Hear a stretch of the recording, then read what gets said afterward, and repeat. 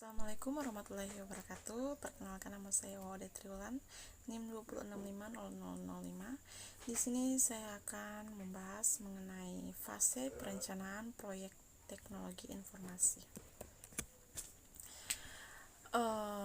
Sebelumnya kita ketahui dulu apa itu perencanaan. Menurut AB tahun 2001 dalam Oval Hanif 2009, perencanaan yaitu susunan atau rumusan sistematik mengenai langkah-langkah mengenai tindakan-tindakan yang akan dilakukan di masa depan dengan berdasarkan pada pertimbangan-pertimbangan yang seksama atas potensi faktor-faktor eksternal dan pihak-pihak yang berkepentingan dalam rangka mencapai suatu tujuan tertentu. Lalu ada perencanaan juga diartikan sebagai suatu proses pengambilan keputusan yang berdasarkan fakta mengenai kegiatan-kegiatan yang harus dilaksanakan demi tercapainya tujuan yang diharapkan atau yang dikehendaki.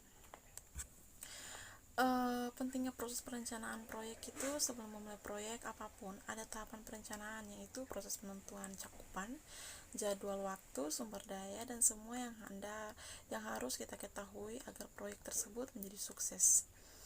Meski sebagian proyek mungkin dilakukan dalam tahapan-tahapan singkat dan cepat, perencana pekerjaan besar jangka panjang akan mengetahui betapa pentingnya proses perencanaan tersebut. Oleh karena itu, ini seringkali menjadi bagian dari pekerjaan manajer proyek senior dan mereka yang berperan dalam pengambilan keputusan dari sebuah organisasi, tetapi pendekatan seperti ini tidak bisa bertahan lama. Lalu ada beberapa fungsi perencanaan proyek, yaitu sebagai sarana komunikasi bagi seluruh pihak yang terkait.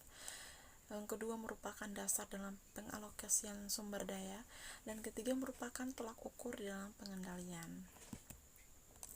Dan juga di sini ada tahap perencanaan proyek, di mana dia menetapkan tujuan, lalu ada urutan kerja dan perencanaan organisasi proyek, lalu ada jadwal kegiatan, ada rencana anggaran dan sumber daya, dan ramalan performansi penyelesaian proyek. Di sini juga ada beberapa fase perencanaan proyek TI. Yang pertama merencanakan proyek, lalu mempersiapkan proyek, dan mendefinisikan rincian proyek. Dalam merencanakan proyek itu ada 4 bagian. Yang pertama perencanaan strategi, mengidentifikasi subsistem pada proyek, menetapkan kendala proyek, dan menetapkan prioritas proyek.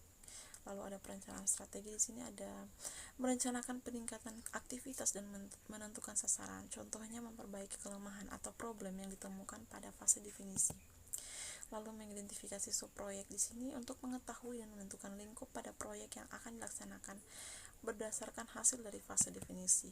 Dan menetapkan kendala proyek itu memperkirakan apa yang akan menjadi kendala, misalnya batasan dana yang diperkenankan, batasan waktu penyelesaian, umur ekonomis proyek yang dibangun, struktur organisasi, dan peraturan-peraturan perusahaan. Lalu untuk menetapkan prioritas proyek itu ada kriteria rasional, di mana dia harus meningkatkan keuntungan, menghemat biaya, meningkatkan kelangsungan hidup sistem, keterkaitan hubungan dengan subsistem lain, dan kebutuhan mendesak. Menetapkan prioritas proyek juga ada kriteria tidak rasional, yaitu manajemen tidak berminat dan menonjolkan kebanggaan. Kedua yaitu mempersiapkan proyek, yaitu menunjuk anggota tim, pertama konsultan atau melalui tender, personel perusahaan sendiri atau gabungan konsultan dengan personel perusahaan.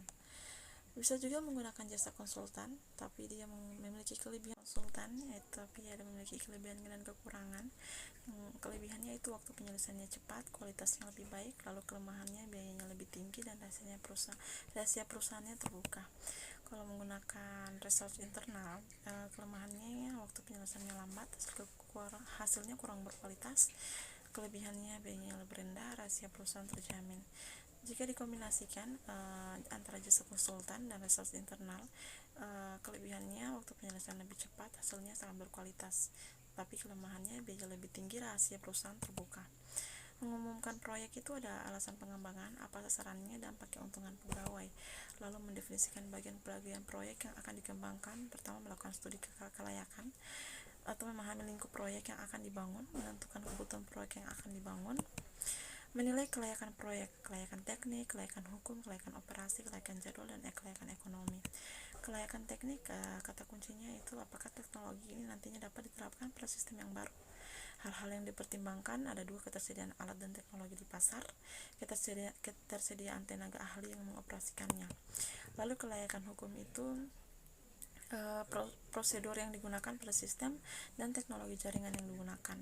Dan kelayakan operasi, kemampuan personilnya, kemampuan operasional sistemnya, kemampuan pengendaliannya, dan efisiensi dari sistemnya. Untuk kelayakan jadwalnya itu memanfaatkan waktu dengan efisien. Perhitungan pembuatan jadwal harus sesuai kemampuan SDM.